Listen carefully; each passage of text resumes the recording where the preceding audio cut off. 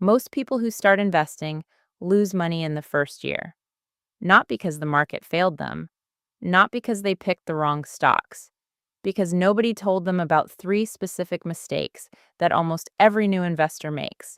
Mistakes that are so common, so predictable, and so completely avoidable that it almost feels cruel that they are not taught before anyone is allowed to open an investment account. I have seen these mistakes cost people thousands.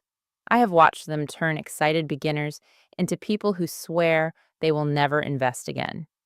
And every single time, the mistake was not bad luck. It was one of these three things. If you are new to investing or thinking about starting, stay until the end. Because knowing these three things before you begin is worth more than any stock tip you will ever find on the internet. Let me tell you about Ryan. Ryan is 27. He finally decided to start investing after watching one too many videos about building wealth. He was excited, motivated, ready. He opened an account, transferred $2,000, felt like a real investor for the first time in his life.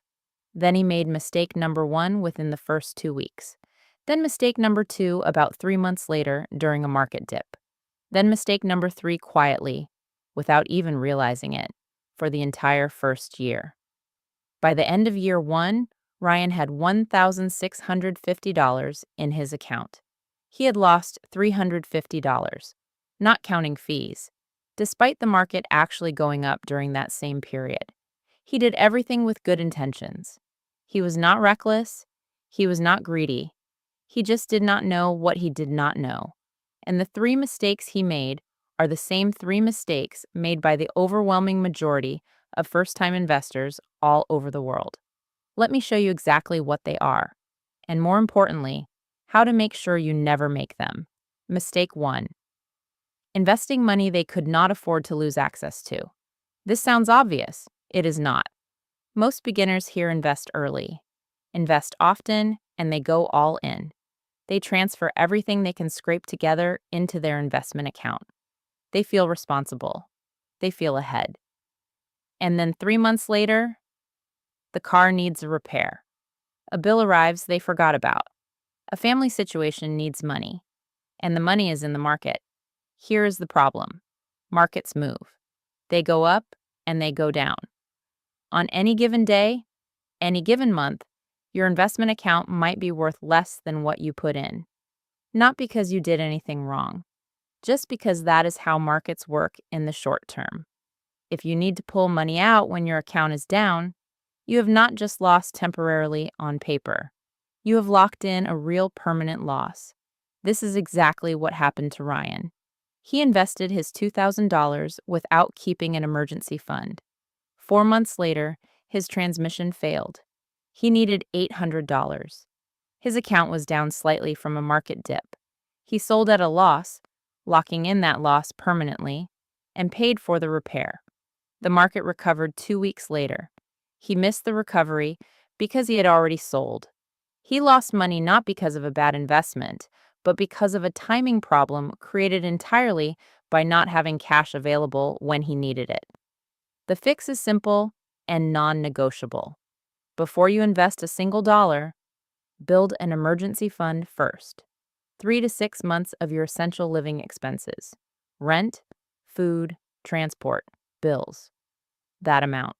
Sitting in a high-interest savings account. Not invested, not in the market. Liquid, accessible, boring.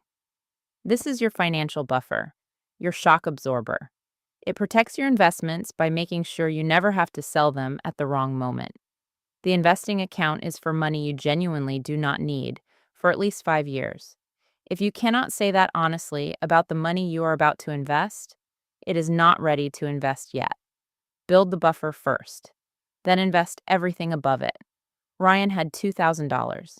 If he had kept $1,200 as an emergency fund and invested only $800, he would still have his $800 invested and growing today.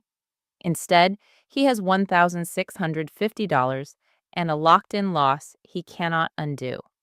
The emergency fund is not the boring part you do before the real thing. The emergency fund is what makes the real thing actually work. Mistake 2. Reacting to the market instead of ignoring it. This is the one that hurts the most to watch because it happens to people who are paying attention, and paying attention is what causes the problem. Here is how it plays out. New investor opens account, puts money in, checks it the next day, checks it again that evening, checks it the morning after, watches the number go up a little, feels good, watches it go down a little, feels nervous, reads a headline about the market dropping, feels very nervous, checks the account again, down more than yesterday, stomach tightens, and then the internal monologue starts. Should I sell before it gets worse? Maybe I should wait and see. What if it keeps going down? What if I lose everything? I should have just kept the money in my savings account.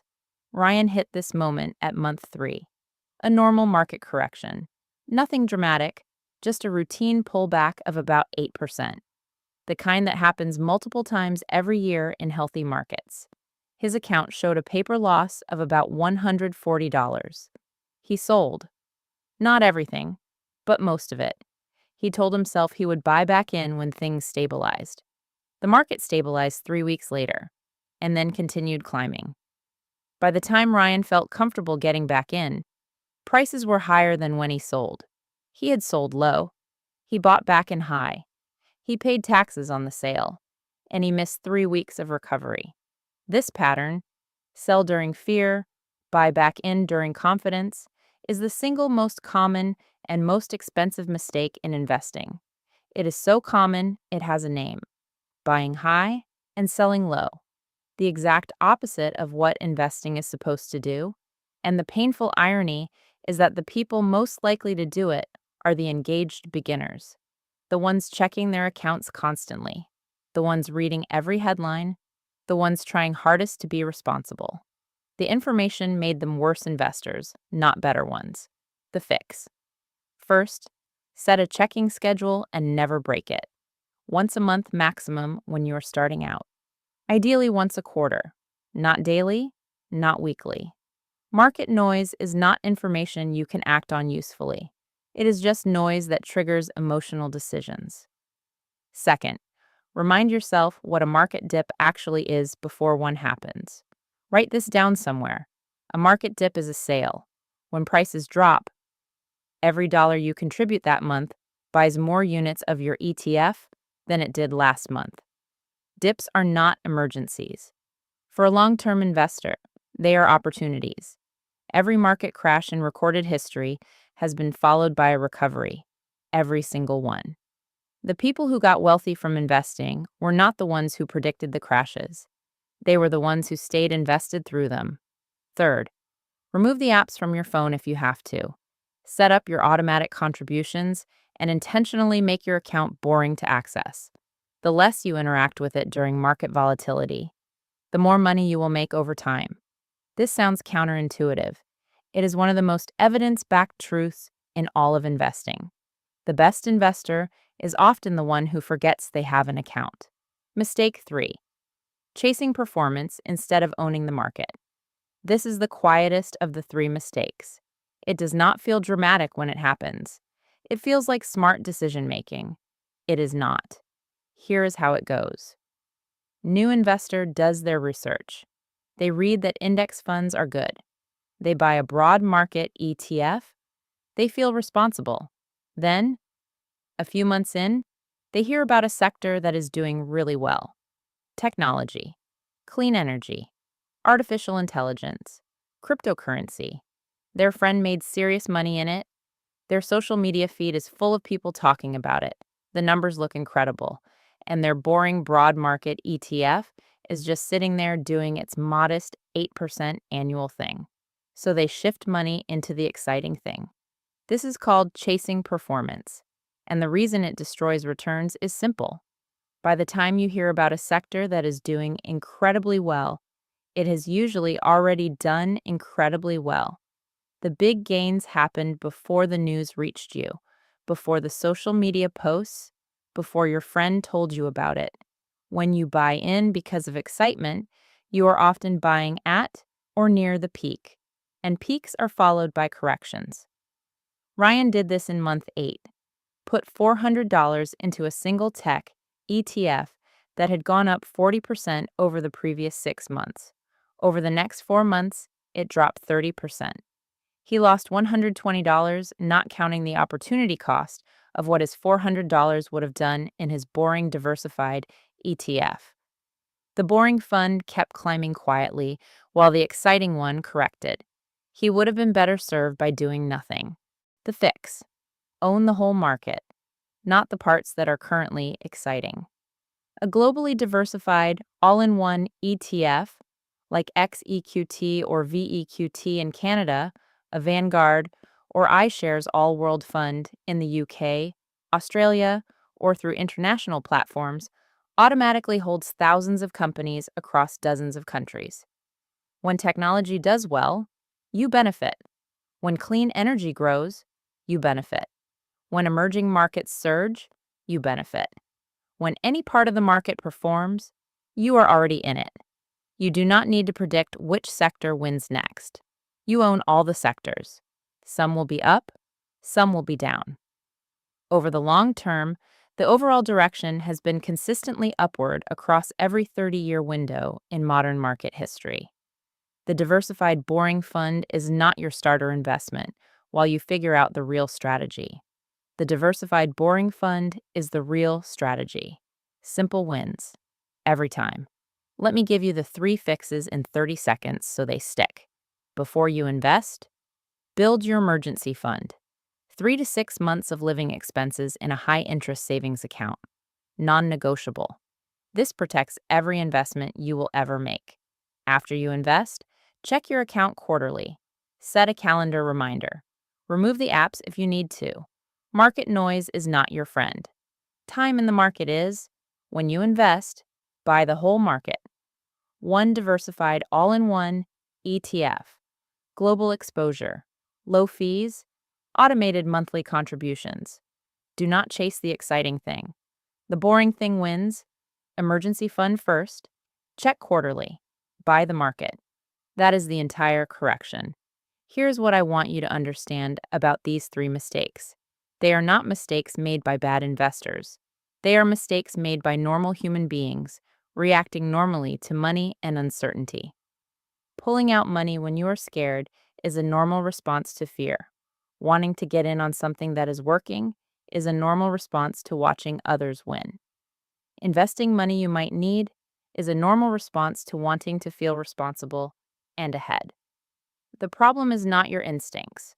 The problem is that investing rewards the opposite of your instincts at every single critical moment.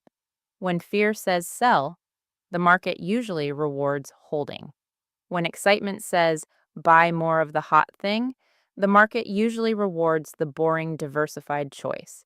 When enthusiasm says put everything in, the market usually reveals why you needed that emergency fund. This is why knowledge matters more than enthusiasm when it comes to investing. Not because enthusiasm is bad, because enthusiasm without knowledge leads to the exact 3 mistakes Ryan made. And knowledge, even just what you learned in this video, is the difference between losing $350 in your first year and quietly building something real. Ryan's story does not end at year 1. He found a video like this one. He understood what went wrong. He rebuilt his emergency fund. He set up automatic contributions to a diversified ETF. He removed the daily checking habit. He stopped reading market news like it was something he needed to act on. By year 3, his account had recovered everything he lost and was growing steadily. The mistakes did not destroy him. Not knowing about them almost did. You now know about them. You know to build the emergency fund before you invest $1. You know that market dips are not emergencies. They are discounts. You know that the boring diversified fund is not the beginning of your strategy. It is the strategy. Most people learn these 3 lessons the expensive way. You just learned them the free way. The only question now is what you do with that. Build the buffer. Start the account. Buy the market. Leave it alone. And in 10 years, when someone asks you how you built what you built, remember that it started with knowing 3 things most investors had to lose money to learn. You already know them. Now go build something. Drop a comment below and tell me, which of these three mistakes have you already made? Or which one were you about to make before watching this? No judgment. Ryan made all three and he is fine. Tell me where you are, and I will tell you exactly what to focus on first.